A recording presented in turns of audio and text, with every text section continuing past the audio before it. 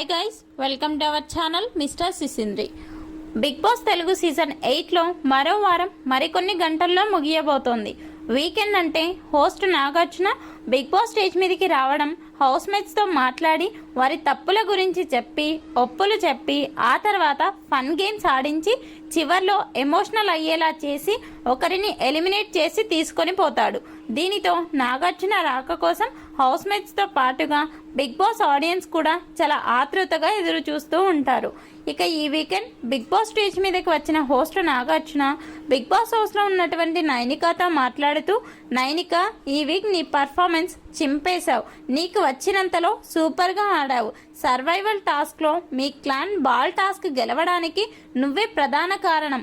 అందరూ బాగా ఆడినా కూడా నువ్వు అతి తక్కువ సమయంలో బాల్ను టవర్లో వేసి టైం అవ్వకముందే టాస్క్ను ముగించావు కాబట్టి మీ క్లాన్ మొదటి ఛాలెంజ్లో గెలిచింది అంటూ చెప్పడంతో నైనిక థ్యాంక్ యూ సార్ అంటే మిగిలిన అందరూ క్లాప్స్ కొట్టారు.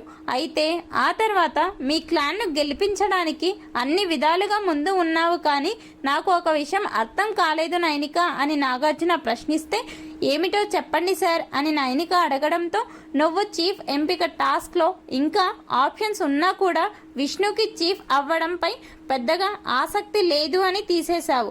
చివర్లో సీత, నువ్వు ఇప్పటికే ఒకసారి చీఫ్ అయ్యావు కాబట్టి నేను ప్రేరణలలో ఒకరికి అవకాశం రావాలి అని చెప్పి సీత నీ బొమ్మ పగలగొడితే అంత ఏడ్చావు దేనికి అంటూ అడగడంతో, నేను విష్ణుతో ముందే మాట్లాడి ఒక నిర్ణయం తీసుకున్నా, కానీ సీత నన్ను తీసేయడం నచ్చలేదు. ఫస్ట్ మన క్లాన్ అన్నట్టుగా అనుకున్నాం. అక్కడ ప్రేరణ ఉన్న సమయంలో ప్రేరణను తీసేసి నన్ను చివర్లో తీసేసినా నాకు ఓకే. అందుకే నాకు బాధ వచ్చి ఏడ్చాను సార్ అని చెప్పింది నైనిక. ఫైనల్గా నాగార్జున నైనికాతో మాట్లాడిన మాటలపై మీ అభిప్రాయాన్ని కమెంట్స్ రూపంలో తెలపండి. Please subscribe our channel mister సిసింద్రి.